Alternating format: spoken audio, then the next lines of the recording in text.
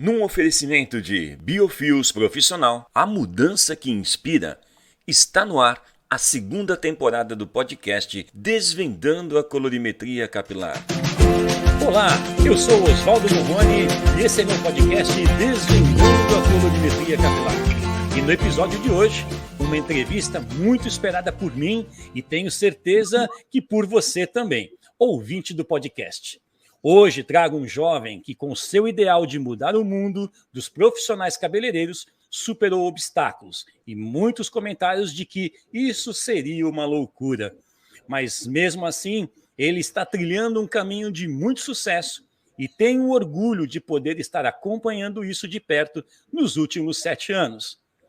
Chega de delongas, pois vou receber esse convidado para um bate-papo sobre a vida profissional, curiosidades e, é claro, sobre colorimetria. Meu amigo e mestre da colorimetria no Brasil, Alejandro Valente. Começa agora. Olá para você, Oswaldo. Um prazer estar aqui nesse podcast que já é o número 1 da colorimetria hoje no Brasil, que eu já estou sabendo dessa, hein, Oswaldo? Depois eu quero saber mais detalhes sobre isso, hein? Pode deixar, cara. Estou muito feliz com isso mesmo. E vamos falar sim, pode ter certeza.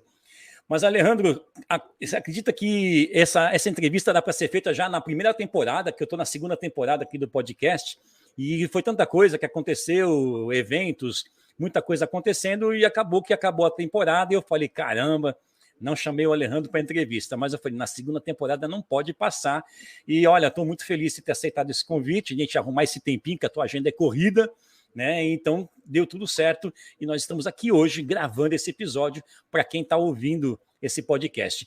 E completando o que você me falou agora aqui, esse podcast, Alejandro, está sendo ouvido em mais de 22 países, cara. Eu tenho aí bastante gente ouvindo em todos os países, brasileiros ou até que não sejam brasileiros, e eu recebi um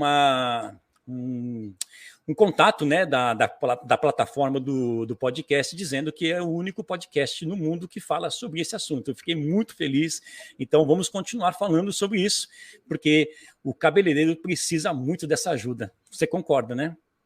Concordo, e eu vou falar para você que eu já estava chateado já de não ter sido chamado. Eu fiquei pensando assim, por que o Oswaldo não me chamou ainda para esse podcast? Então esse vai ser o podcast, pode ter certeza, meu amigo. Mas, Alejandro, é o seguinte, cara, você está aqui hoje para a gente conversar, a gente vai falar um pouquinho de colorimetria depois, mas antes de falar de colorimetria, eu queria fazer umas perguntas que eu tenho certeza que quem está ouvindo gostaria de saber, essas curiosidades, coisas que de repente você já falou em alguma live, em alguma aula, mas que de repente passa meio corrido, porque o foco ali é o assunto da colorimetria. Aqui vamos falar disso também, mas hoje eu quero que o pessoal agora preste atenção, porque são coisas muito interessantes que eu sei que vai vir aí. Eu criei umas curiosidades aqui, então eu queria saber de você. Primeira coisa de tudo, quando eu soube disso, eu falei, nossa, eu não sabia, então agora todo mundo vai saber também. Alejandro, conta para nós aqui onde você nasceu. Eu nasci na cidade de Jesus, só aqui do Brasil, né? Não é a Belém Efrata, Belém do Pará. Então eu nasci em Belém no ano de 1982. 82, olha aí, gente. Já falou a idade, não vamos falar muita coisa sobre isso, mas já falou a idade, faz as contas aí, tá? Então, e como é que foi essa tua vinda para São Paulo? Você já veio direto para São Paulo? Com quantos anos você veio para São Paulo? Então, meu pai trabalhava numa usina hidrelétrica chamada Tucuruí, que é uma usina bem conhecida, né? Tem a de Itaipu e tem a de Tucuruí, que ela abrange a parte norte, parte do nordeste também do país, para abastecer, né, por energia. Meu pai é eletricista, então ele trabalhava lá nessa área interna, nessa subestação, e a gente ficava se mudando demais. Tinham casas que eram chamadas de temporárias, que a gente mudava sempre dependendo da área em que estava atuando. Meu tio de São Paulo, ele foi para lá, fez a cabeça do meu pai, que São Paulo era outro mundo, que São Paulo é muito melhor, que São Paulo é outro país, e que ele tinha que experimentar isso, que ele estava perdendo tempo, que ele estava ali lá num local que ele não ia ser reconhecido, tal. Nossa. Aí, isso eu tinha 7 anos. Meu pai simplesmente pediu as contas, com 4 filhos, né, eu e mais 3, e a gente simplesmente veio embora. Só que quando ele chegou aqui não, né? Que agora eu tô em Curitiba, mas quando ele chegou em São Paulo, as coisas não eram bem, não, o que ele havia planejado. Sim. Ah, e aí começou. Desculpa, você falou qual a idade que você veio para São Paulo? Que eu não prestei atenção. 7 anos. 7 anos. E eu sei de uma história que você já me contou, né? A gente já tive o prazer de estar com você em alguns eventos, foi o primeiro evento que você me levou, inclusive com você lá em Santa Catarina, né? Que foi na cidade de Brusque. E eu lembro que na nossa viagem de Curitiba até Santa Catarina de carro, o Rafa dirigindo, você comigo ali, para mim aquele dia foi uma coisa assim muito, muito fora do que eu imaginava, cara. Porque eu estava ali com a pessoa que me ensinou colorimetria, que eu só conhecia pela internet, eu estava ali pessoalmente com ele, me levando para um evento, e ali você foi conversando comigo sobre várias coisas, cara, e ali para mim a minha admiração por você ficou bem maior. E você fala uma coisa, e você é uma pessoa muito espiritualizada, posso dizer essa palavra, né? Você é uma pessoa que pensa muito nos outros, você é uma pessoa que sabe conversar, você tem essa oratória, e aí eu queria que você contasse como começou esse momento? É nessa fase que você está de 7 anos, acho que você me falou isso. Como é que começou para você essa fase? Como começou essa fase de você entender e aprender a oratória? Então, eu sou testemunha de Jeová. E muitos sabem, alguns desconfiam, outros vão saber agora, né? Então, nós, como testemunhas de Jeová, a gente sai de casa em casa, conversa com as pessoas, fala da Bíblia. E toda testemunha de Jeová é um modo de vida, não é uma religião apenas, né? Que eu tenho uma consciência pesada, eu vou na igreja, eu vou pedir bênção, não é bem assim, né? Existe uma rotina, e dentro dessa rotina a gente recebe treinamento. E esse treinamento é um treinamento de oratória. Então, desde 3 anos de idade, como meus pais, né, sendo testemunhas de Jeová, eu fui ensinado, educado. Com 7 anos de idade, eu fiz o meu primeiro discurso, que era com uma plateia de 90 pessoas, e um trecho da Bíblia, em que eu tinha que fazer uma introdução, tinha que fazer a leitura da Bíblia, e tinha que fazer uma conclusão em 5 minutos.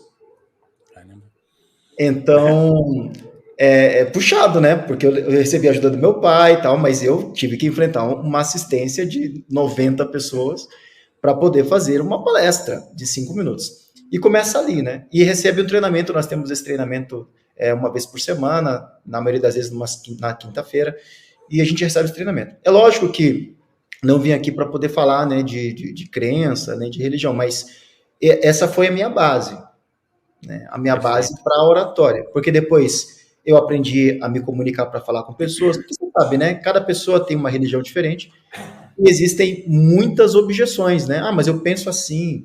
Ah, mas eu penso diferente. E se eu encontrar uma pessoa que é budista, e se eu encontrar uma pessoa católica, e se eu encontrar um protestante, e se eu encontrar um hindu e um muçulmano, um espírita, então existem várias crenças, né? E no meio de tudo isso existem filosofias também. Eu já estudei muito sobre religião. Estudei sobre a religião shintoísta, hindu, budista, catolicismo, protestantismo, sobre crenças ligadas à meditação, sobre crenças ligadas a deuses que são homens, né, como Maomé, o próprio budismo, e nem sempre vai ser Cristo, né, a figura central. Então, eu busquei muito isso, pesquisei muito. Tive um momento em que eu tive que sair da fé dos meus pais e comecei a pesquisar por mim mesmo, né? E eu entendi que esse seria o melhor caminho para mim, né? Eu entendi que a fé que eu estou até hoje respondia minhas dúvidas e me dava um caminho. E no meio disso eu fui falar com as pessoas. Então, eu tive um período em que eu fui o que chamamos de pioneiro. O que é um pioneiro? Pioneiro é alguém que, de tempo integral, faz um voto para poder fazer esse trabalho de tempo integral, né? Que é ir à casa das pessoas, conversar, abrir estudos da Bíblia, dirigir estudos bíblicos. E, na verdade, essa foi toda a minha formação. Então, quando eu falo que eu faço um curso de oratória, um treinamento de oratória desde os meus 7 anos de idade, fica muito vago, assim, como que esse piazinho, nenenzinho, tá fazendo curso de oratória? Mas, na verdade, é daí. Um curso de oratória em que eu fui numa sala de aula, dentro de algo acadêmico, para poder aprender oratória e tal, isso eu nunca fiz. Isso. Mas o que eu fiz? Eu fiz como que eu podia vencer uma objeção usando um livro que para mim é sagrado, em cima de uma crença que é diferente da minha, mas sem ofender, com tato, mas de forma firme, de forma respeitosa. Então, tudo isso fez com que eu aprendesse a ser quem eu sou e como eu consigo fazer hoje. Olha, quando eu falo para você, ouvinte do podcast, que eu estou falando com uma pessoa que tem um conhecimento sobre tudo isso, não estou falando de religião, mas estou falando de conhecimento, porque para falar disso, a gente precisa ter, acima de tudo, respeito. E esse cara aqui, o Alejandro, é um cara que tem muito respeito pelas pessoas, respeito por opiniões, e por isso que eu trouxe esse assunto aqui para a baila, né, para que todo mundo soubesse onde começou essa questão do Alejandro ser um grande orador, né? E todos nós gostamos muito disso. Mas obrigado por esse momento. Quero falar uma coisa aí, Oswaldo. Posso? Claro, por favor. É todo seu microfone, meu amigo? É que a Bíblia... Até esses dias eu postei lá, né? Que tem gente que me pergunta qual é o livro que você está lendo, né? E aí eu postei lá, né? A Bíblia e mais um outro livro, né? De história de comportamento, né? E porque a Bíblia eu nunca deixei de ler. Mas por quê? Porque a Bíblia, por mais que a pessoa não goste, por mais que ela não acredite se tem Deus ou não tem Deus, mas é incontestável que a Bíblia é um livro que fala da história humana. Verdade. Existem povos e civilizações e culturas que não existem mais, ou que já um dia existiram, mas não existem mais, e que só são relatadas na Bíblia, porque não tem um livro mais antigo do que a Bíblia. Se a gente volta, a gente não tem um livro mais antigo que a Bíblia. Porque a Bíblia fala do ano 1, ela fala de quando foi feito o homem. Então, quem acredita em Deus, como eu acredito que foi feito o primeiro homem e a primeira mulher, e daí veio tudo que existe hoje. Então, lá naquela época, não tinha quem escrevesse. Então, quando Moisés escreveu sobre eles, né, porque começa Moisés escrevendo, que conta essa história, isso vai dar lá na época de 1513, antes de Jesus. Então, vai dar 3.500 anos para trás de nós. Para trás. Não tem nenhum outro livro mais antigo. Então, independente de religião, ele é um livro da história do homem. Então, por isso que continua na minha leitura diária. Perfeito. Nossa, muito bom. Eu vi esse post, achei muito legal. Hoje mesmo eu também fiz um post meio igual ao seu, mas eu peguei, também coloquei alguns livros que eu gosto de ler. Inclusive, um dos livros que você postou lá, ó, eu tenho a edição primeira aqui, meu amigo. Como Fazer Amigos e Influenciar Pessoas. Esse livro é maravilhoso, Dale Carnegie. Então, eu também dou essa dica para todos. Muito bom esse livro, viu, gente? Que bom, Alejandro, que bom. Obrigado por esse momento, obrigado por você colocar isso aqui para todos nós, de forma aberta. Então, Alejandro, eu tenho mais uma pergunta para fazer para você, cara. Agora começa uma outra fase. Como você conheceu a profissão de cabeleireiro? Mas como você conheceu? Conta para nós aqui. Então, o meu pai é eletricista, né? Quando ele veio para São Paulo, ele veio achando que ele ia entrar num local igual para poder trabalhar, mas nós não fomos para São Paulo, capital, nós fomos meio que iludidos. Nós fomos para uma região chamada região do Vale do Ribeira, que é a região mais pobre, o vale mais pobre de São Paulo, numa cidade de 20 mil habitantes chamada Pariqueraçu. É uma cidade que eu gosto, tenho todo um carinho especial, mas é uma região que não tem tecnologia, não tem indústria, todo mundo ou trabalhava no mercado ou trabalhava num hospital, porque tem um hospital que é regional lá, que é um hospital que fica na cidade, que as pessoas ou tem esses dois focos quando estão no estudo, né, na escola. Ou vai trabalhar no hospital, ou vai trabalhar no mercado, vai trabalhar em coisas que é para trabalhar no negócio de alguém. Não tem como você montar um negócio ali, não tinha. E não tinha indústria, não tinha a subestação, o negócio que meu pai trabalhava lá, que não tem, só tem 2 lugares no Brasil, ou é Itaipu, ou é lá onde ele estava, não tem outro negócio para ele trabalhar no que ele fazia. E aí ele tinha que ser eletricista residencial, eletricista de fazer padrão, instalar tomada e tal. E meu tio falou para ele, não, vamos vender coisa, meu tio é vendedor, né?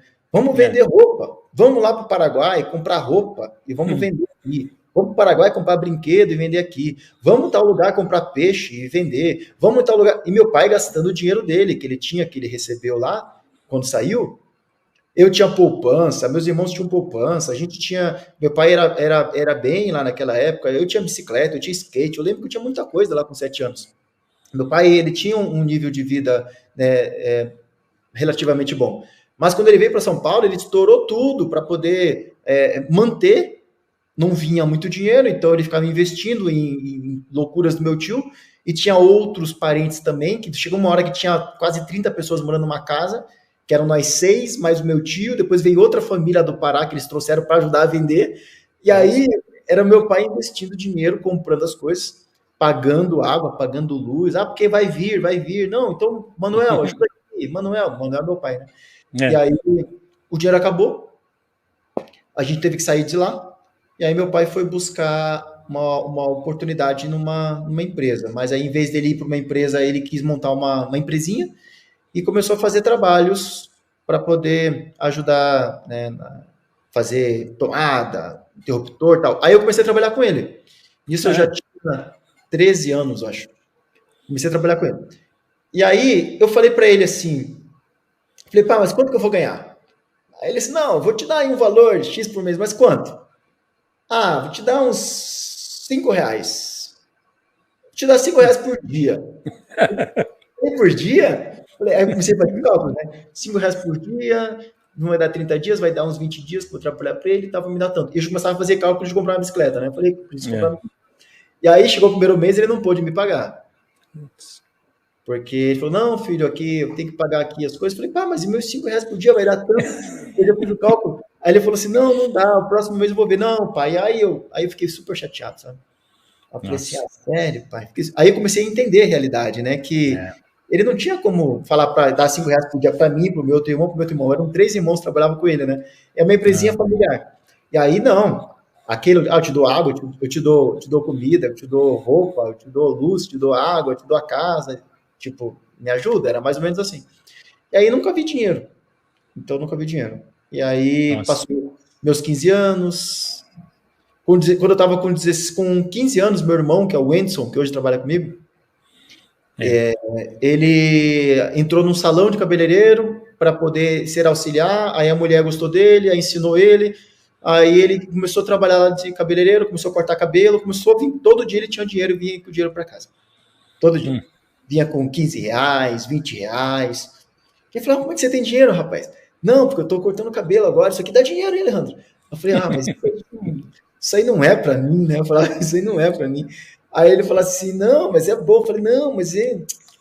Aí tinha todo aquele preconceito também, né? Cortar cabelo de mulher, né? Era uma época diferente de hoje. Diferente. E aí tinha todo um preconceito, né? Mas será que Alejandro é menino mesmo, né? Será que é homem? Vai cortar cabelo? Aí todo aquele medo de criança jovem, que tinha 16 anos, né? 15 anos. Imagina, isso é algo que você não sabe lidar, né? Aí, tá bom, meu irmão ganha dinheiro, meu outro irmão foi trabalhar de secretário lá de uma loja, e aí eu tava ali, meu pai tinha perdido já a equipe, né? E aí ele tava fazendo trabalho por conta, e aí ele entrou numa equipe de elétrica para ele ser eletricista dentro de uma equipe. E aí ele já estava lá, não precisava mais da gente. Aí eu falei assim, acho que eu vou ser cabeleireiro. E aí tem uma cidade do lado, que é de Registro. Eu fui, fazia curso toda terça e toda quinta.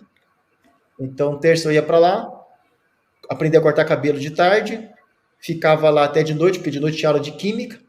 Química era fazer mechas, né? E aí eu passava terça-feira, depois do almoço, eu voltava só meia-noite, e quinta-feira ia depois do almoço e voltava também só meia-noite. Aí ficou esses 2 dias da semana. E quem ajudava com a minha passagem, com comida para eu comprar lá, era o Wendson. Muitas vezes ele me ajudava, meu pai às vezes ia me dar, e aí às vezes eu ia com um lanche que eu levava de casa, eu tinha que ficar lá a noite toda, mas aí aquilo ali me ajudou a desenvolver mais, sabe? Porque eu tinha muito medo de gente, naquela época, assim, de me relacionar, né? fora das coisas que eu sabia fazer, eu tinha muito medo de entrar em coisas diferentes. Aí tinha que pegar o ônibus sozinho, tinha que me virar na cidade sozinha, lá da outra cidade, né? Tinha que ir até o local.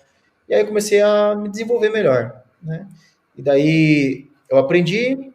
Quando eu aprendi a cortar cabelo, não sabia fazer química ainda, queria uma oportunidade num salão que tinha em Pariquera, fui falar com o Chiquinho, que eu já contei a história do Chiquinho, Isso. e na época ele tinha seus 50 e poucos anos, e ele me deu uma oportunidade de trabalhar com ele. E daí começa a execução, né, do salão. Olha, que legal. E não preciso nem perguntar, né, cara, que nessa época você nem imaginava o que vinha pela frente, né? Eu sempre pensei grande, assim, sabe? Tanto é que quando o meu primeiro salário, meu pai me fez a proposta, eu já fiquei pensando na bicicleta que eu queria, sabe? E aí, eu sempre pensei grande. Quando eu comecei lá com o Chiquinho, eu não entrei no pior salão, não entrei no salão que dava para eu entrar. Eu fui naquele salão que já tinha ganhado por várias vezes o melhor salão da cidade. Então eu cheguei nele, eu falei assim, viu, ô Chiquinho, tudo bom, né? Olha, ô Alejandro, tal, a cidade pequena, né? Ô Chiquinho, eu tô fazendo curso, será que eu não posso entrar aí com você? Ah, não, não preciso não. Não, quero varrer o chão. Eu quero só ajudar aqui, eu quero ficar vendo você, porque se for para eu aprender com alguém, eu quero aprender com o melhor, eu quero aprender com quem faz mais rápido, você é a referência da cidade. Aí, como eu amassei o ego dele, naquela época eu nem sabia direito que eu estava usando uma estratégia que funciona, ele permitiu, né, que eu começasse. Mas não tinha uma cadeira para mim. Aí ele tinha um filho que era cabeleireiro também, barbeiro, um outro espaço. Então ele era barbeiro, na verdade. Aí o filho dele também. Quando eu entrei ali, eu não tinha uma cadeira para eu cortar. Então, no dia aconteceu que eu fiquei com ele uma semana ali, e aí ele teve que sair. Era um sábado que ele ia ter que sair e ficar fora. Ele falou, Alejandro, você fica no salão? Eu falei, fico. E aí foi naquele dia que veio um cliente dele, jovem, que ele apareceu e falou, Chiquinho, tá aí? Falei, não.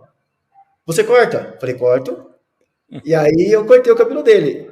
E esse meu cliente, eu cortei, eu lembro que eu usei a navalha, eu desfiei, aí depois eu peguei um gel, passei, depois eu sequei com o secador, eu fiz um cabelo que eu vi numa revista, assim, sabe? E aí, aquele cliente, ele foi o meu melhor cliente durante os 6 anos que eu fiquei naquela cidade. Eu não o perdi durante todo aquele período. E ele me trouxe, porque ele era uma pessoa influente na cidade, ele me trouxe muitos clientes jovens, por conta de eu pirar na cabeça dele. E aí, eu lembro que eu fazia uns cortes, falei, hoje eu vou fazer um corte diferente, eu vou jogar seu cabelo para frente. Porque você sempre usou para trás, vamos fazer para frente, vamos deixar ele de lado, vou mostrar para você aqui algo diferente. E eles deixavam eu criar. Sabe o que é mudar o penteado de alguém? É difícil, Oswaldo, você mudar o penteado de alguém. Não é fácil. Né? Você está acostumado a dividir de ladinho, dividir para um lado, tá assim, você vem e fala assim, não, hoje eu vou fazer diferente de você. Rapaz, para a pessoa mudar o modo de se arrumar, e eu tinha isso. Eu envolvia, eu falei assim, não, esse teu cabelo aqui não tá legal para você, hoje eu vou fazer um corte diferente. O que é diferente? Eu falei, não, nós vamos jogar ali mais pro lado, mas mais desfiado, com menos volume, deixar ele com mais movimento. E aí eu pegava essas palavras, assim, que eu colocava já naquela época, assim, na conversa, e que convencia. E aí eu lembro que eu não sabia escovar cabelo, né? Então, eu pegava um gel Bozano, aí eu pegava um sprayzinho que ele dá um borrifa, um negocinho que eu colocava na minha jogada, e aí eu misturava aquele Bozano com água da torneira para deixar líquido. Ah, entendi. E aí eu transformava aquele 300 ml em 1 litro.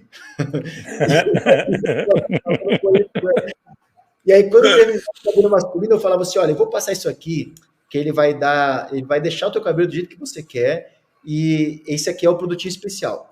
E tanto é que eu era conhecido como o produtinho especial. E o produtinho especial não vai passar hoje? E aí eu sempre o produtinho especial. Olha aí, tá vendo? Só o Bozano virou um produto especial. Legal, Alejandro, que legal saber dessas histórias. Eu já tinha ouvido, claro, mas assim, com detalhes, a gente está concentrado na conversa.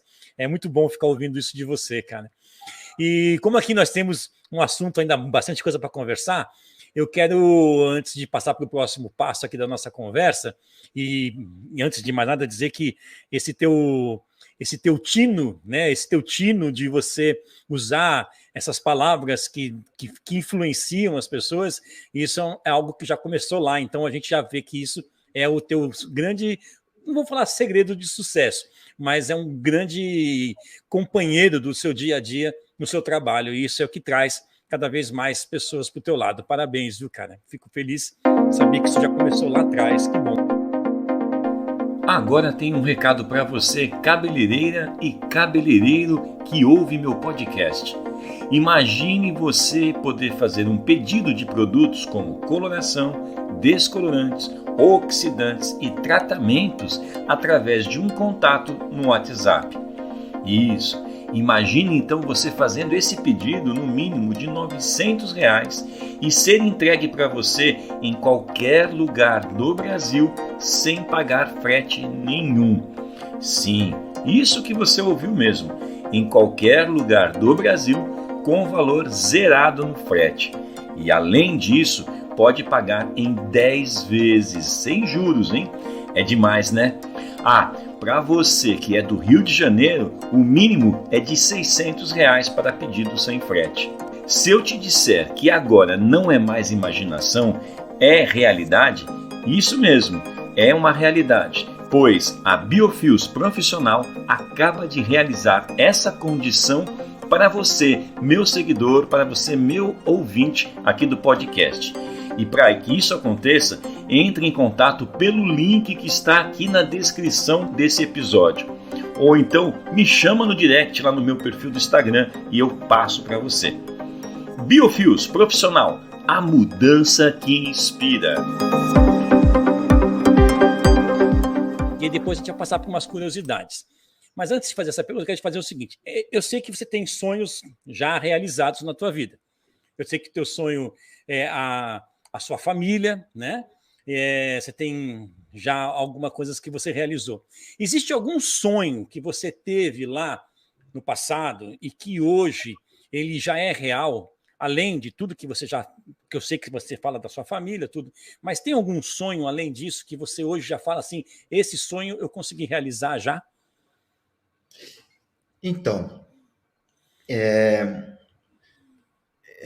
quando nós éramos pequenininhos, meu pai ele nunca teve casa. Porque, como ele trabalhava nessa usina lá, então eram casas que eram chamadas de temporárias. Por quê? Porque era temporário para aquele serviço naquele local. Aí a gente era transportado para outro local, mudava tudo, mudava escola, mudava amigos, e sempre a gente viveu nisso até os 7 anos. Então meu pai nunca teve casa. Ele teve uma casa lá em Belém, mas isso antes de eu nascer ainda, depois ele passou para minha avó, mas ele nunca teve, e nunca entrou na mente dele assim que ele precisava ter. Então ele sempre viveu de aluguel. Quando veio para São Paulo, sempre viveu de aluguel. E a gente não foi criado assim para poder ter, sabe, casa, para poder... foi criado, meu pai, ele foi criado assim, ó, tem hoje, vamos gastar, porque amanhã pode não ter. Mais ou menos assim que era meu pai. Então ele, ó, tem hoje, amanhã Deus proverá, porque nunca tinha demais, nunca tinha sobrando, né? Uhum. E aí a gente não foi criado assim. E eu tinha, né, o desejo assim, falei assim, eu quero uma casa, mas eu quero construir. Eu não quero simplesmente a comprar ou viver de aluguel, mas eu quero viver de aluguel até eu ter condições de construir a casa que eu quero. E eu vivi de aluguel durante muito tempo, né, muito tempo. E às vezes eu tive alguns revés, né, então eu tive que diminuir o meu padrão, baixar para ir para casas menores, porque a casa de aluguel você não é tua, né? Então você não pode mexer, né? Você não vai arrumar, você não vai fazer muita coisa, é sempre coisa do outro, né? Não tem como construir no terreno do outro. E aí eu sempre tive isso, talvez o único da família, né? De ter. E aí, não faz muito tempo não, pouco tempo eu realizei esse sonho, né? De ter, de construir, e hoje eu moro em algo que é meu. Então eu construí de um formato que eu via, a Naísa sempre foi de assistir lá os irmãos à obra, aí fazer cozinha aberta, aí fazer não sei o quê, então eu falei, vamos pegar um projeto, vamos pegar aqui uma arquiteta, vamos desenhar uma coisa que a gente quer, não precisa ser muito grande, mas também vamos fazer do tamanho que a gente consiga ficar mais confortável e vamos executar. E aí fomos atrás de achar o local, de achar, e acho que isso foi uma boa conquista de um sonho, me deu muita dor de cabeça, eu ganhei quase um infarto por conta disso, porque o pessoal atrasava tudo, chovia dentro, e tinha um outro pessoal que era para colocar, mas não podia porque não tinham colocado as janelas, eu sei que eu passei um estresse tão grande, que eu não sei se eu faria de novo, mas hoje eu estou feliz com a conquista. Bom. Essa foi uma conquista. Olha, você tá contando essa história aqui pela primeira vez, eu estou ouvindo, eu sei que você construiu sua casa, eu não vi ela toda ainda, mas eu já vi que teve a sua mão aí, teve a sua vontade, teu, da Anaísa, e essa história eu não sabia. Para vocês terem uma ideia, o Alejandro ele é tão contido nas coisas que muitas coisas que ele acabou de falar que teve quase um infarto, eu nem sabia disso, gente. Então, veja como é interessante saber dividir as coisas, né? O que é uma coisa, o que é trabalho, o que é família, o que é negócio, né? Tudo isso tem que ser bem separado. E o Alejandro mostra aí para a gente como é que se faz isso, não é isso, Alejandro? Olha, que bom que vocês não perceberam. Não percebi, não. Porque, ó, as esquadrias da casa, a gente estava construindo e veio um rapaz aqui e ofereceu o serviço das esquadrias, de toda a parte de vidro, e tem muita coisa de vidro na casa. Tem teto de vidro, tem um monte de coisa de vidro. Aí ele falou, não, a gente vai tomar conta disso, tal. E aí fez o orçamento, aí eu coloquei dinheiro na frente, ele começou a produzir e tal, mas não entregava.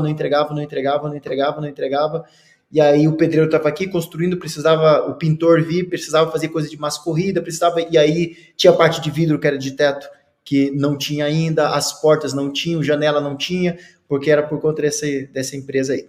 E aí eu depois fiquei sabendo que essa empresa era uma empresa laranja, era uma empresa que prestava serviço para uma empresa maior, mas que ela não existia mais, e que eu não ia mais receber. Aí eu fui atrás, busquei na internet, achei que estava no nome do pai do rapaz que me vendeu, que não existia mais a empresa. Aí eu falei com um amigo meu que é jornalista, eu ia fazer um flagrante na loja maior para poder colocar, estourar e jogar na TV. Aí eu fui lá e falei, ó, vou fazer isso. Eu vou dar para vocês 24 horas.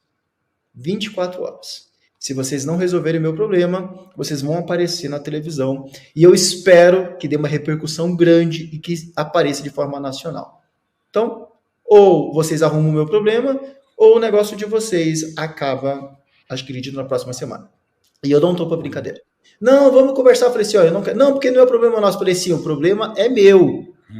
Mas quem começou com o problema foi com alguém daqui. E eu tô aqui, ó, já mandei para o advogado, tô aqui com o nome de alguém. Quem que é esse senhor aqui? Ah, esse é meu pai. Eu falei, pai de quem? Ah, meu pai. Você é o quê? Ah, eu sou um dos direitos. Então eu falei, então é o teu pai que vai pra justiça, eu não quero nem saber de você, vou mandar teu pai. E, não, meu pai não. Eu falei, mas é com ele que tá aqui no contrato, já mandei para o advogado. E aí vieram aqui e fizeram as medições. Aí eu fiz um vídeo, meu pai gravou um vídeo dele se comprometendo em fazer e me entregar uma coisa melhor do que eu tinha comprado ainda. Aí no final das contas eu queria me entregar, mas eu fui e mostrei o vídeo. Aí eu falei, eu tenho gravado aqui, ó, vou te mandar o vídeo pelo WhatsApp, uma resolução menor, tá bom? Mas eu tenho ele aqui, tá com o advogado. E aí eles entregaram uma coisa, sabe, mas muito estresse. Que dor de cabeça. Agora você falou uma coisa aí, fiquei curioso. Teto de vidro. Quando cai chuva de granizo, não tem risco nenhum? Não que é uma área só, né? Mas é um vidro temperado, né? Eles falam que é pra isso. É vidro de shopping, acho. Eu estou fazendo essa pergunta porque talvez alguém fale assim, mas teto de vidro? Será que se chover granizo? Então tá aí respondida a pergunta que o Oswaldo teve. Eu tenho certeza que quem está ouvindo o podcast pode ter tido essa dúvida. Mas agora é o seguinte, meu amigo, agora vai ficar legal, porque eu tenho algumas perguntas que fizeram para você. Eu vou trazer aqui para o ar essa pergunta. Eu não sei se essa pergunta que vai ser lançada aqui agora já foi falada por mim aqui no episódio. Se for, tudo bem, você só dá um alô para a pessoa que quer falar com você. E se quiser, aí é claro, se não falamos ainda, você pode responder. Olha só quem mandou uma pergunta para você, meu amigo. Veja só. Olá, Alejandro. Eu sou a Leidiane Damasceno, sou aqui de Ubajara, Ceará. E eu tenho uma dúvida que eu gostaria que você me respondesse. como que você consegue conciliar trabalho, família e tanta coisa que você faz para dar conta de tudo isso? Porque não é fácil. Rede social, o curso, a família, a vida pessoal. Como que você consegue conciliar tudo isso? E aí, quero a resposta, tá? Aí, cara, Leidiane, meu amigo, Leidiane Damasceno, lá de Fortaleza. Ela fez a pergunta, agora é com você. Então, toda escolha tem que abrir mão de alguma coisa, né? E na outra pergunta que você me fez lá de conquistas, uma coisa que eu queria muito é ter uma independência financeira e uma independência geográfica, que eu pudesse ir para qualquer local e que de lá eu conseguisse também me manter, né, sem ficar dependente. E isso eu hoje consegui conquistar também. Mas com isso vem muito trabalho. E cada coisa nova que surge é tempo. E aí, cada novo negócio tem que abrir mão de outras coisas. Uma coisa que no início eu fiz muito, mas que hoje eu não faço mais, é abrir mão de tempo, por exemplo, com a minha família, com a minha esposa, então, hoje com as minhas filhas. Quando eu estava no período em que não tinha a Sophie, eu viajava no domingo, dava palestra na segunda, voltava na terça, às vezes direto do aeroporto para o salão, aí ficava terça, quarta, quinta, sexta, sábado no salão, domingo viajava, segunda dava palestra, terça voltava, então não tinha muito tempo. Eu via minha mulher de noite. Nossa. Ficava o dia inteiro no salão, quando não estava no salão, final de semana estava viajando. Então foi um período bem arriscado, digamos assim, né? A gente tem toda uma estrutura espiritual, até mesmo por conta do que eu já contei, e que faz com que ela confie em mim, faz com que eu confie nela, faz com que a gente não tenha esse tipo de atrito, né? E eu sempre fui muito bom de me posicionar nessas questões, assim, né? Eu consigo lidar com mulheres e com outras pessoas porque eu aprendi a respeitar, né? E não passar do ponto, não olhar demais e não fazer coisas que dê a entender outras coisas. Então, acho que eu consegui desenvolver isso. Até porque, às vezes eu falo com minha mulher, eu falo de verdade. Quanto mais tempo eu passo lá no meio das modelos, no meio de outras coisas, mais eu gosto da minha mulher, sabe? Porque sei lá, eu já tô com ela vai fazer 18 anos, né? Muito tempo. Então, a gente já passou por tudo isso, né? Então, hoje não é qualquer coisa mais que me chama a atenção, que eu vá jogar tudo pro alto, né? Então, existe essa confiança. Mas quando a Sophie, ela ficou grávida, que a Sophie ia nascer, aí caiu a ficha. Eu falei, opa, eu quero participar da criação da minha filha. Eu não quero ficar nessa vida de chegar de noite, ver ela dormindo, sair ela tá dormindo. Falei, não. E aí eu comecei a diminuir o trabalho no salão. Aí, como o meu negócio era palestras, era eventos, era a parte educacional, eu comecei a diminuir. E aí eu comecei a diminuir, até chegar um momento que eu não tinha mais tempo para o salão. Mas aumentou a questão do online, a questão dos cursos, a questão dos eventos. Aí eu fui aumentando esse lado, mas mais em casa, né? Porque aí depois o online eu fico em casa, então a gente toma café junto, a gente almoça junto, a gente lancha junto, janta junto, só que mesmo assim faltava ainda, por quê? Porque eu tô aqui, mas não tô aqui, né? Então eu fecho a porta, fico, às vezes ela aparece e fala, agora não dá, amorzinho, agora não dá, e aí também ficava naquilo, papai não tem tempo, então faz algum tempo já que eu tirei sexta-feira para a família, então sexta-feira é o dia da família.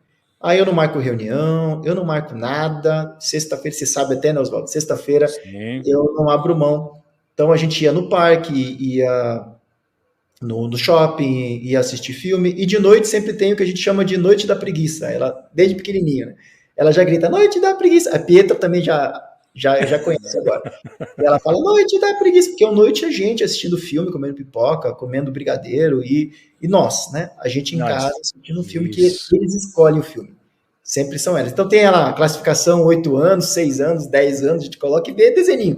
Todos os desenhos possíveis da história, da era, da TV, da internet a gente já viu. Você tem uma ideia? Mas tem coisa melhor que isso, meu amigo? Não tem, cara, não tem, né? Isso é muito bom. Aí existe a questão espiritual, que eu tenho, que eu coloco isso na minha rotina, existe a questão do meu estudo, que eu coloco na minha rotina, mas se eu for falar para você tempo, qual que é o tempo que eu posso sair e fazer alguma coisa? qualquer horário quase que eu consigo esse tempo, porém eu preciso repor depois. Né? Por quê? Porque era algo que eu tinha que programar, era para alguém que eu tinha que fazer, era algo que eu tinha que preparar para poder fazer depois. Então, quase que 24 horas do meu tempo, entre dormir e tudo, está tomado. Aí eu quero ir na academia, eu quero correr, então eu acordo mais cedo. Então eu vou 6 horas da manhã fazer isso. Vou 7 horas da manhã fazer isso, para tirar de mim do sono, então, para não tirar de outras coisas. Mas se alguém chegar agora e falar, vamos viajar e fazer alguma coisa, ficar 2 dias fora, eu consigo? Consigo. Mas vai acumular 2 dias para eu fazer outra coisa, mas eu acho esse tempo. Mas hoje eu consegui colocar tudo dentro de uma rotina. Tem gente que fala que rotina é ruim, mas na verdade, se não tiver rotina, a gente não consegue. Não consegue. E mesmo na pandemia, você, com essa questão de não poder viajar, não poder fazer os eventos que você não pôde fazer, que foram cancelados, claro, as sextas-feiras também ficavam para a família, mesmo ficando em casa, né, Leandro? Toda sexta. Porque eu fico em casa, eu estou trabalhando ainda mais, porque o online aumentou 300%. Pois é. E agora não é só musicolorimetria, tem o mentoria, e aí as lives aumentaram. Antes eu fazia uma live por semana, Oswaldo.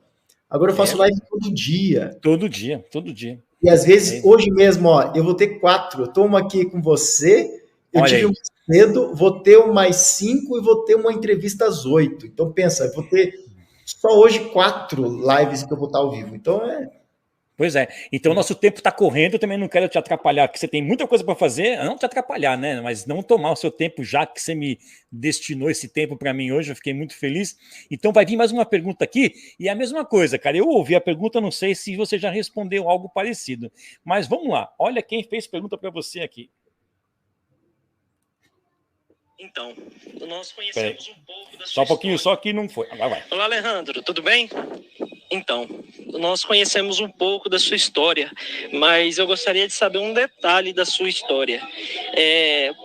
Como que surgiu essa vontade, essa vocação de se tornar um educador? Por que, nesse início, quando você começou a se tornar educador, por que motivo você se tornou realmente, resolveu se tornar um educador? É o nosso amigo João Paulo aí fazendo uma pergunta para você, né? Então, quando eu entrei lá no Italian Color, no ano de 2006, eu vi uma oportunidade de ensinar pessoas, mas era mais o desejo de estar no palco, sabe? Era mais pensando em mim, não era muito pensando nas pessoas, falando bem a verdade, naquela época, né? Jovem, tinha o quê? Tinha 23 anos, não estava muito pensando no mundo, pensando em somar. Eu queria estar no palco, eu queria passar informação, eu queria estar no holofote. Só que quando eu comecei a entrar nisso, eu comecei a ver a carência, a realidade, a minha carência também de não ter as respostas. E quando eu ia buscar, eu via que não tinha, eu escutava muito não existe. Muito, não adianta perguntar, isso aqui ninguém vai te falar. Ou então, para de ficar inventando, faz na apostila. E aí isso fez com que eu ficasse falando assim, poxa vida, eu tenho que buscar as respostas. E quando eu comecei a buscar as respostas, eu não consegui ficar com aquilo só para mim. Aí eu falei, não, isso as pessoas precisam saber. Foi quando eu comecei a usar o Orkut, foi quando eu comecei a usar o Facebook para poder passar conhecimento, informação. Quando eu ganhei lá a Hair Brasil em 2009, que eu saí da empresa, eu ganhei porque eu queria realmente ensinar pessoas. Mas eu fui lá para o corte, porque não tinha um campeonato de cor. Era campeonato de cor e corte. Então eu falei, como é que eu vou aparecer? Eu tenho que ganhar no corte. Mas eu vou fazer cor no cabelo. Então eu fiz cor no masculino e feminino e ganhei na cor e no corte. E aí, só que o que apareceu mais foi corte, né? Só que o meu foco era a cor. Só que começavam a me contratar para workshop de corte. E eu tinha um método que eu criei de corte, mas não brilhava tanto meus olhos quanto poder falar com as pessoas, sabe? Ao invés de ficar mostrando um trabalho, eu queria falar, queria tirar dúvidas. E aí, quando eu comecei a ter essa experiência, que eu fiz a minha Hair Brasil em 2010, meu primeiro workshop, que foi numa sala enorme, que era a maior sala que eles tinham de workshop, que a média de pessoas era 180 em cada sala, mas tinha uma sala, que era uma sala que eles dão lá para o Sebrae, que é de 400 pessoas, e que eu palestrei naquela sala, sendo que tinha muitos palestrantes internacionais na feira, e eu era que estava com a maior sala, e eu era desconhecido, porque eu tinha acabado de ganhar a Hair Brasil em 2009, agora estava em 2010 num workshop. Aí aquilo fez com que um cabelo que eu fiz no palco, a palestra que eu dei, e tudo fez com que aquilo ali tornasse tantas pessoas gratas que eu vi, esse é meu dom. Falei, é isso que eu resolvo. E aí eu comecei a investir mais nisso. E comecei a usar minhas redes sociais para poder divulgar mais disso, comecei a diminuir mais o corte. Quando as pessoas queriam me contratar por corte, eu oferecia colorimetria. Eles falaram, tá, mas o que é mesmo isso? Você vai fazer quantos cabelos no palco? Eu vou fazer um. Não, mas vai fazer só um, fazer uma coleção? Vamos fazer aqui. Não, eu falei, não, eu quero ensinar. Como assim? Aí eu comecei a criar um novo método de workshop, que não é um método de passo a passo, era um curso. Um curso, né? Um curso. E aí eu comecei a ver que tinham muitas pessoas gratas, transformadas dessas palestras de 8 horas, e aí começou a estourar, porque todo mundo começou a me ligar. Agora mesmo acabei de fechar um em Fortaleza. Acabei de fechar agora, fazem 5 minutos antes de a gente entrar aqui, Oswaldo. Que legal. E o que eles querem? Mas a gente quer você. Por que quer você? Porque o povo está pedindo você. A gente fez aqui um levantamento e tem que ser você. E aí não é mais aquela questão assim de que eu vou porque alguém quer ver o que eu tenho para falar, ou talvez não vá. Não, é um público grato, já é uma audiência criada por conta de tudo que foi. É sempre muito bom estar ali, entendeu? Nossa, nem fala. Então, para mim Por que começou? Começou com uma vontade de querer aparecer. Vou falar a verdade. Mas começou com uma vontade de querer aparecer e de ganhar dinheiro com isso, porque eu vi assim, poxa, eu acho que se eu for um técnico da marca, eu vou ganhar mais dinheiro além de no salão. Quando, na verdade, eu ganho muito mais no salão do que como técnico. Mas hoje não, né? Hoje eu ganho muito mais do que se eu estivesse em qualquer salão. Mas começou daquele jeito, mas ele se transformou no que algo que eu me apaixonei depois. Muito bom, muito bem respondido, João Paulo. Tenho certeza que e quem está ouvindo vai ficar satisfeito com essa resposta. Agora eu tenho aqui mais uma pergunta, essa aqui você vai achar, eu achei muito legal. Então vamos ouvir quem está aqui, ó.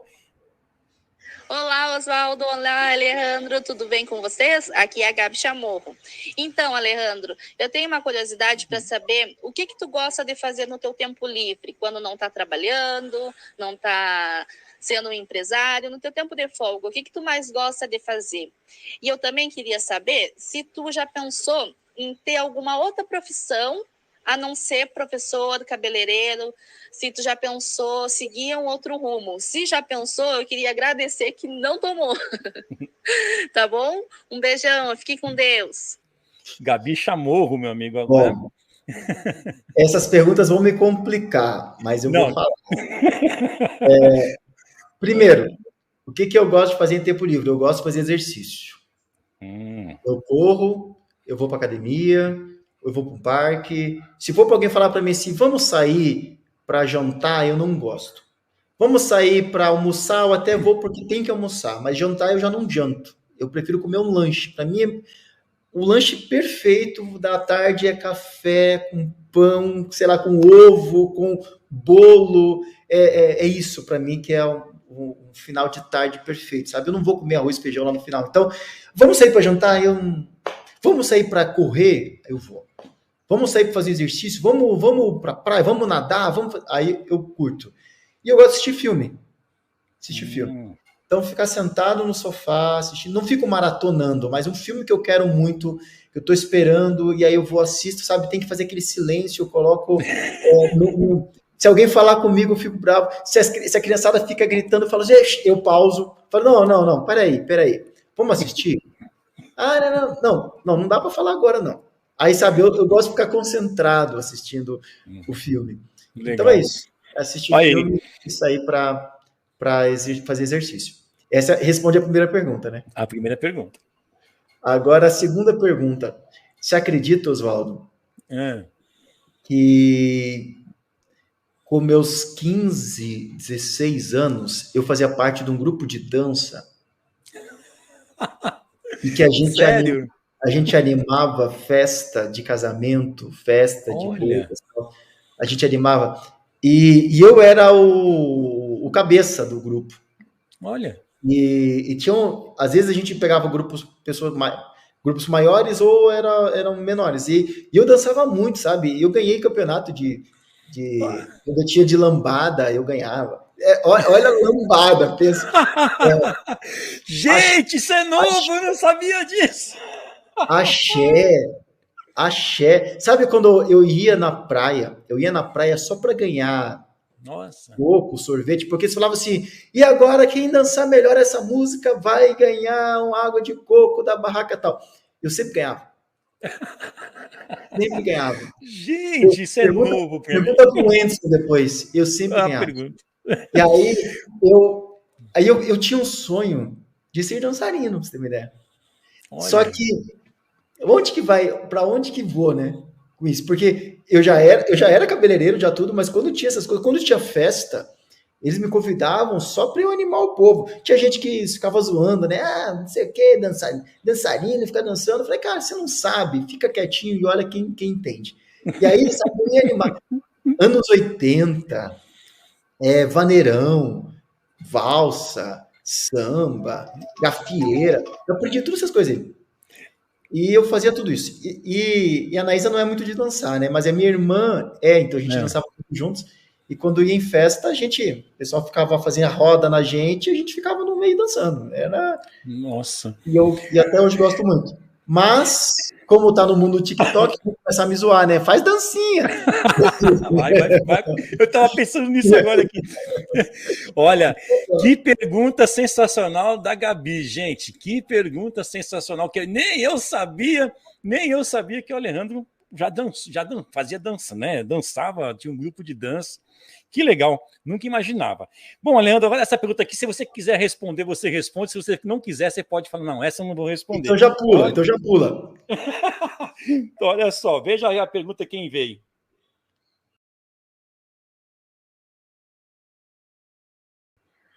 Oi, Alejandro. Aqui é a Carla Lopes. Tenho uma curiosidade. Conta aqui para a tia Carla. Esse seu cabelo é escovado ou é de nascença? Se é escovado, qual é o número da escovinha que você usa? Conta, que quero saber. Ai, que sacanagem. Eu falei, eu vou fazer a pergunta, Carla, mas se ele vai responder, eu não sei. Então, eu tenho aquele cabelinho de anjo, sabe? Que é todo enrolado assim. E quando eu era pequenininho, era meio loirinho, cabelinho bem enrolado. Quando eu comecei a ser cabeleireiro, eu comecei a escovar o cabelo, né? E aí eu fazia relaxamento com glicolato de amônio. Só que desbotava o cabelo. Depois de um tempo eu parei de fazer, mas eu sempre ficava escovando. Então eu tenho algumas escovinhas curtinhas, né? E toda vez que eu lavo o cabelo, eu escovo. E eu nunca deixo ele natural. Se eu deixar ele natural, meu cabelo é muito fino. Então ele cola na cabeça e aí ele fica muito ondulado, assim, eu não curto. E aí eu não aliso mais, mas eu sempre tô com ele escovadinho. Então hoje, por exemplo, eu escovo de manhã, mas eu fico o dia inteiro, né? Aí quando eu tomo banho, eu escovo de novo, em cima dele. Às vezes eu tomo banho de touca, porque eu não lavo o cabelo todo dia, e aí eu escovo, no outro dia de manhã, quando eu acordo, eu escovo de novo, e aí é nisso. Mas eu nunca fico com o cabelo assim, tá meio arrumado, não. Então, Carla Lopes, eu vou narrar para você. O Alejandro cortou o cabelo agora há pouco, o cabelo tá arrumadinho aqui, tá escovadinho, tá? Então, depois se der, eu te mostro um print para você ver como é que tá o cabelo dele nesse momento. Mas agora, Alejandro, é o seguinte, meu amigo, nosso tempo realmente está quase acabando, mas eu não posso terminar esse podcast, esse episódio, sem te passar essas mensagens que me mandaram para você. Então, meu amigo, segura o coração, porque vem bomba aí. Chamo do fundo do coração. Um beijo. Ah, meu amigo! Olha ela aí! Agora vem essa aqui, dá uma olhada aqui. Oi, pai, eu queria falar para você o quanto você é importante para mim e eu queria agradecer para você o quanto você me ensinou sobre Jeová, sobre você me ensinar como ser honesta e você sempre brincar comigo, sempre dar atenção para mim e para minha irmã. Muito obrigada, pai. Um beijo, te amo muito. Olha só, primeiro foi a Pietra, segundo foi a Sophie e o Alejandro está aqui agora com o coração, né? Batendo forte, o Alejandro, não é isso? Ó, ela tá aqui, a Pietra, não, tá a Sophie. A Sophie tá aqui, a Pietra tá ali. Depois eu vou dar uns agarrão nelas aqui. Ah, legal. Então, meu amigo, para a gente finalizar essas perguntas com chave de ouro, olha só quem tá aqui. Surpresa! Não esperava por essa, né, amor? Quero que você saiba que você tem do teu lado, tanto profissionalmente como aqui em casa, uma turma que te ama muito, muito, muito e te admira demais, né? E, em especial, eu queria estar falando agora, agradecendo por tudo que você é para nós, né? Essa pessoa maravilhosa que nos ensina a cada dia. Sou grata a Jeová por isso, por ter colocado uma pessoa tão especial na minha vida, que juntos constituímos uma família maravilhosa, claro, como todas têm os seus defeitos, mas que nós sabemos contornar isso, né, e viver felizes, alegres, juntos, unidos sempre. Quero agradecer o fato de você sempre me fazer enxergar a vida do modo melhor, de maneira positiva, nesses quase 18 anos de casados. Você me ensinou a ser positiva na vida e isso não tem preço. Contar sempre com você nesse sentido e em tantos outros. Nós somos um. Eu agradeço pelo teu amor e saiba que eu quero passar a eternidade do teu lado, né? Porque essa é a esperança que a gente tem. E obrigada também pelos nossos presentinhos, as nossas filhas, que nós nos alegramos a cada dia e curtimos juntos, as duas. Eu só tenho a agradecer mesmo, meu amor. Sabe que você é muito importante, você é especial, você é um homem guerreiro, batalhador, e quando você põe uma meta, você vai até o final, até cumprir. Isso é muito bom, te torna único em todos os sentidos. E eu te amo muito, muito, muito, muito, e eu vou te amar para sempre. Saiba disso que eu tô do teu lado para tu que der e vier. Beijão, meu querido, meu amor. Depois dessa, meu amigo. Ai, Ela tá aqui, ó. Ela tá aqui, ó. Ah, eles estão aí? Ah, a Sophie tá aí. Eu vi a Sophie. Que legal, cara. Obrigado, Vem aqui dar um encovado. Oi, Naísa, tudo bem? Olha, gente, vocês que estão ouvindo o podcast, nesse momento eu estou vendo a família toda reunida na minha frente aqui, que eu estou vendo na minha tela do computador. Estou muito feliz de estar vendo, de ter tido esse momento com o Alejandro aqui nessa entrevista. Oi, Infelizmente, Paulo. Oi, tudo bem, Pietra? Infelizmente, nosso tempo está estourado, né? Não sei se o Alejandro tem tempo ainda para hoje, mas eu falei que nós falaríamos de colorimetria, mas o assunto estava tão bom, que eu falei assim: não, vamos conversar hoje sobre o Alejandro e uma outra hora eu falo com ele sobre colorimetria. Você concorda, Alejandro, ou você quer falar alguma coisa ainda? Eu quero marcar um outro para a gente falar só sobre colorimetria. Perfeito, aí sim, aí vai dar certo mesmo. E eu quero que você me ajude com uma coisa. Que eu te ajude? Pode falar. Eu quero que você convença a Cabe de fazer uma live junto comigo. Não, me convença, eu já tô tudo convencida. Você já sabe. A Cabe fazer uma live junto comigo para a gente poder contar a nossa história. Naísa, tá perdendo tempo. Olha que mensagem maravilhosa que você passou para o Alejandro. Você fez essa mensagem, eu tenho certeza, de cabeça. Você não escreveu nada, isso veio do coração. E como vai ser legal ver você ao lado do nosso mestre. Ai, vou pensar com o coração. Hoje às 5 horas. Hoje às 5 horas. No Instagram. Gente, com o Alejandro é assim, combinou, é na hora, tem que ser já, é hoje. Calma. Ó, só que tô falando hoje, mas esse podcast vai pro ar quando, Oswaldo? Domingo agora. Então, você que está ouvindo esse podcast, na terça-feira passada, o Alejandro esteve com a esposa, Naísa, numa live sensacional. E eu tenho certeza que você não vai querer deixar de assistir. Então, vai lá no Instagram do Alejandro, procura essa live e assiste, porque já está lá. Oswaldo! É hoje, Kevinha. Então, ó, você tem 1 hora para você se arrumar aí para nossa live. Então, Alejandro, agora, meu amigo, nosso tempo está no final. Mas, é claro, nós todos queremos ouvir as suas considerações finais para esse episódio do podcast. Então, Oswaldo, quero agradecer essa entrevista, agradecer esse momento.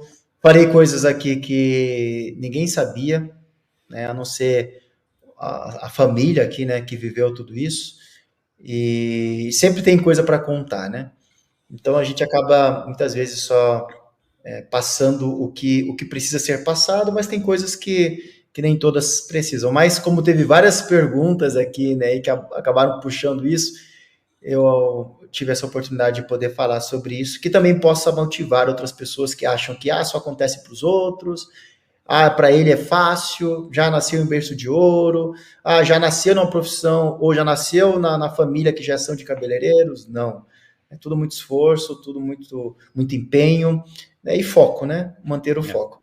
E hoje eu sei que nós não falamos de colorimetria, que é o nosso negócio principal, mas eu quero sim estar aqui num outro momento para a gente poder falar só sobre colorimetria, só sobre experiências de workshops, bastidores, e poder contar, né, como que teve o conhecimento, ele foi clareando e foi progredindo, né, à medida desses 17 anos aí como educador. Então tem bastante coisa para contar.